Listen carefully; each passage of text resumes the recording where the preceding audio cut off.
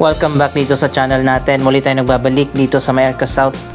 Ayon pa sa latest na update, naayos na rin yung right of way issue para sa itatayo na TCITX o Taguig City Integrated Terminal Exchange. Dito pala yan itatayo sa bungad mismo ng Arca South.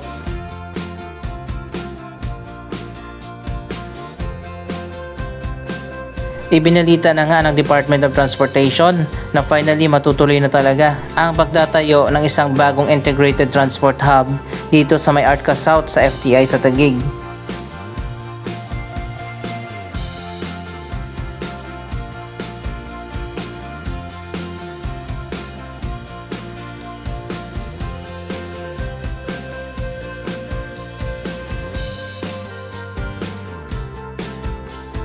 So ayun guys, nandito tayo sa location kung saan itatayo yung bagong integrated terminal.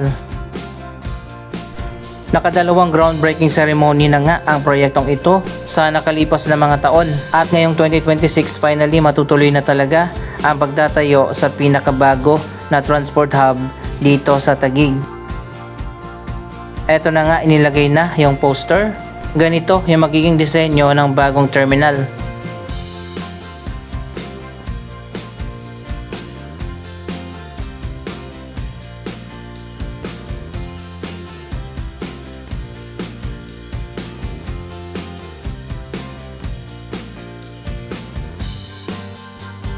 TCITX na nga ang official na pangalan nito at hindi TTEX.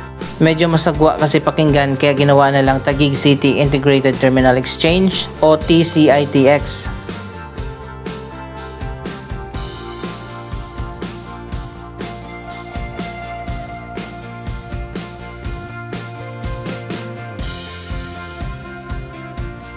Eto na nga, i-close up na natin itong building na itatayo nila.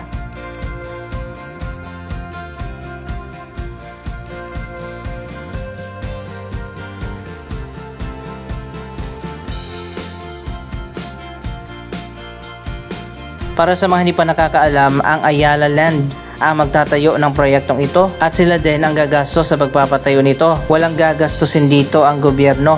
Ito ay proyekto sa pamamagitan ng public-private partnership.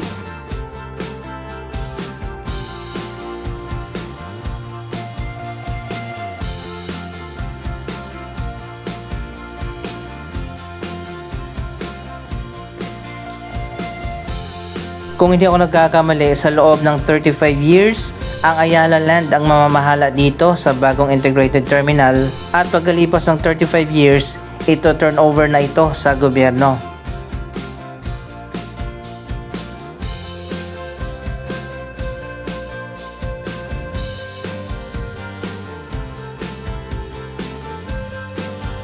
Medyo malawak din itong location na tatayuan ng bagong terminal.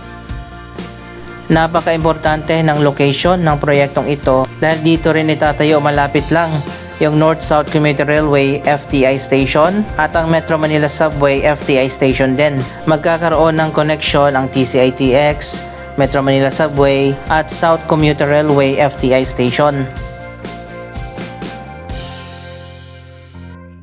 Magiging parang common station ang lugar na ito kung saan interconnected na ang tatlong transportation projects.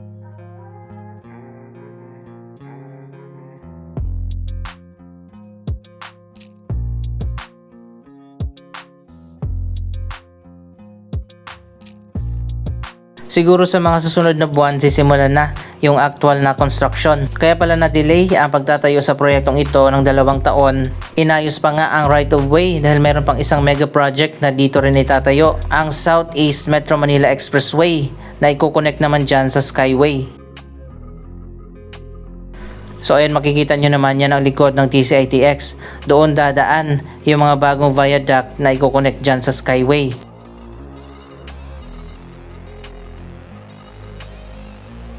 Doon naman sa kabilang street ay makikita naman natin, yan naman ang entrance ng North-South Commuter Railway FTI Station at Metro Manila Subway FTI Station. Sa ibabaw yung FTI South Commuter Railway at sa ilalim naman yung Subway FTI Station.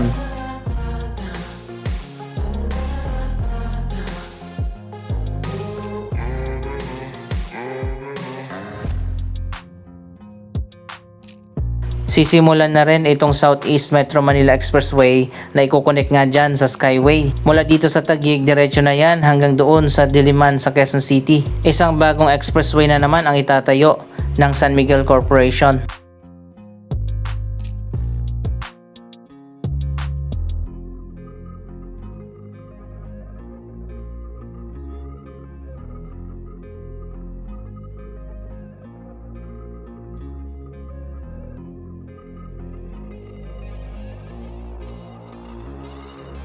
Sa mga susunod na buwan, sabay-sabay na ang construction sa mga proyektong yan.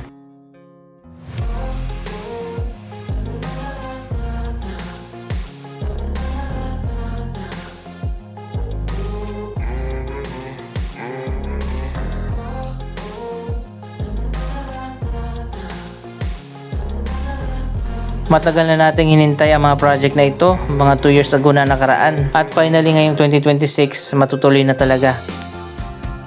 Ang TCITX ang magiging grand terminal dito sa South. Isang integrated transport hub para sa mga provincial bus, city buses, modern jeepney, traditional jeepney, taxi at marami pang iba. Parang PITX din. By the way, itong pinapakita ko pala sa inyo, ito ang main mall ng Ayala Mall sa Arca South. Coming soon pa ang opening nito, pero mapapansin naman natin ang design niya ay parang Ayala Malls Market. Marami pa tayong i-update ng mga project dito sa Arca South sa mga susunod na buwan at sa mga susunod na taon.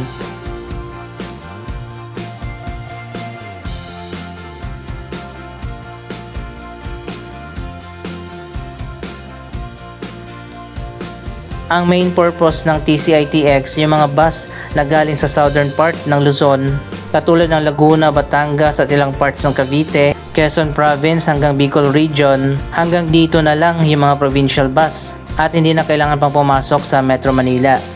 Tapos magkakaroon naman ng mga city buses na sasakyan naman ng mga pasahero papasok na sa iba't ibang destination sa Metro Manila. Yan ang naisip noon para ma-decongest na nga ang traffic. Pero posible din dito na magkaroon ng mga biyahe na papunta ng Northern Luzon, Visayas at Mindanao region. Katulad din sa PITX na nadagdagan na nga ng iba't ibang mga destination.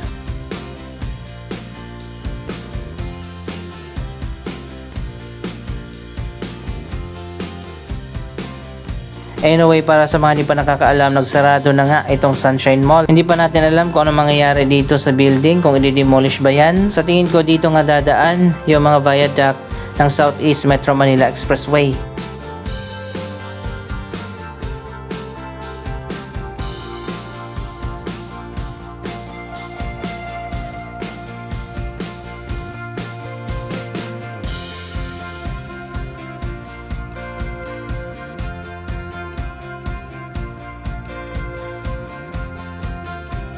Dito sa bungad ng Arca South, dalawa pa lang yung building na naitatayo.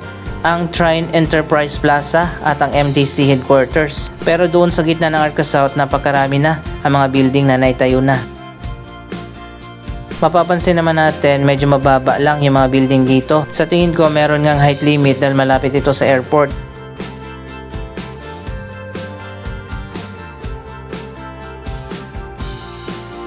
Ang ginawa naman ng Ayala Land para ma-maximize nila yung mga property dito, malalim yung hukay ng bawat building. Meron mga floors na nasa lower ground.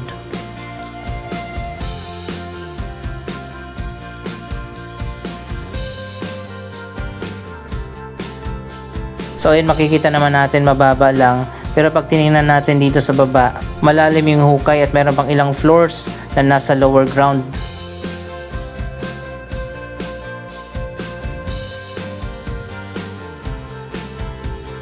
Siguro mga at least 5 floors ang nasa baba at meron pang basement parking.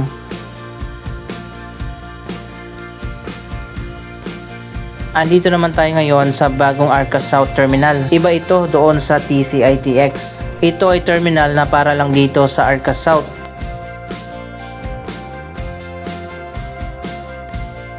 Ilang linggo na nga nakaraan nung nagkaroon ng grand opening ang Ayala Malls. Isinabay nga ang opening din nitong bagong terminal. Pero kung napanood nyo yung vlog na yon, hindi pa nga tapos ang terminal pero binuksan na. Ngayon sa muling pagbabalik natin dito, makikita naman natin tapos na. Ang mga bus dito na biyaheng FTI, puro ordinary. Hindi na uso ang ordinary bus sa panahon ngayon.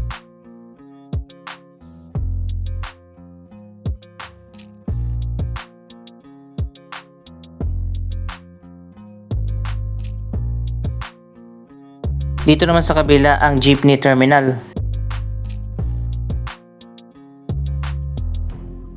Maganda rin at maluwag yung mga restroom. Dito sa bagong terminal may mga upuan. Open nga lang yung design ng terminal dito.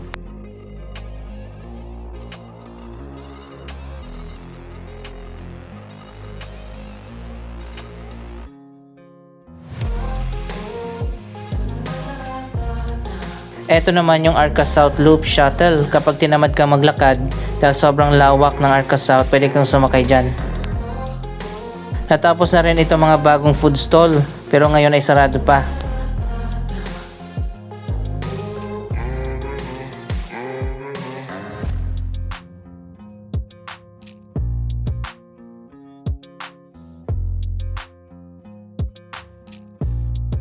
Para sa mga viewers natin na napansin kung bakit nasa gitna yung mga upuan, sa ngayon binago na nila, nasa gilid na at hindi na nakaharang. Mas maluwag na ngayon, mas maayos na ang bagong terminal.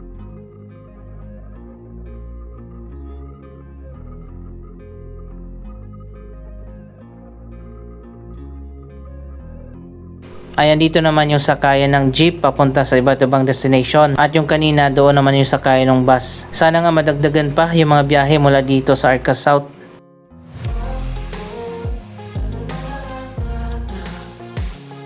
May motorcycle parking din dito. At meron pang mga bagong CR. So ayan guys, makikita nyo naman sobrang lawak pa ng terminal.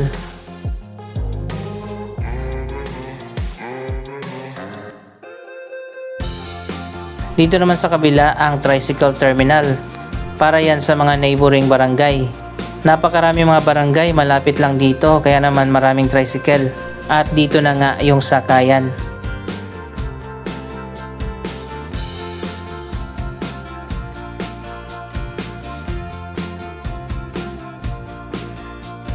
Sarado na rin pala yung dating terminal na nandyan lang sa kabilang side. At ito na nga yung bagong sakayan.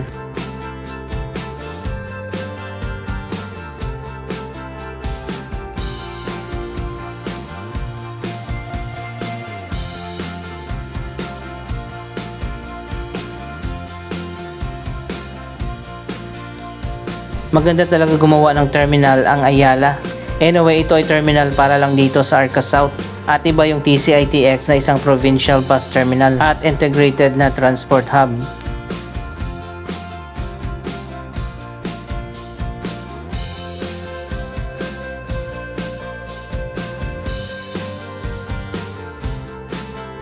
Dito naman yung daan mo papunta doon sa Ayala Mall. Ang kalahati pala ng terminal ay ginawang garden.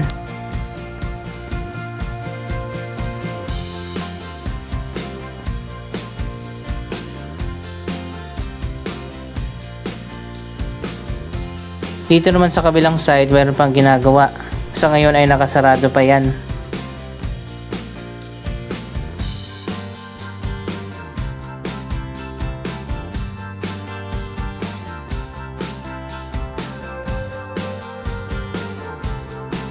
Para sa mga gustong pumunta dito sa bagong Ayala Mall sa Arca South, pumunta kayo ng One Ayala at sumakay kayo ng bus na FTI Arca South. At dito na kayo bababa sa terminal, lakarin nyo na lang papunta dyan sa Ayala Mall.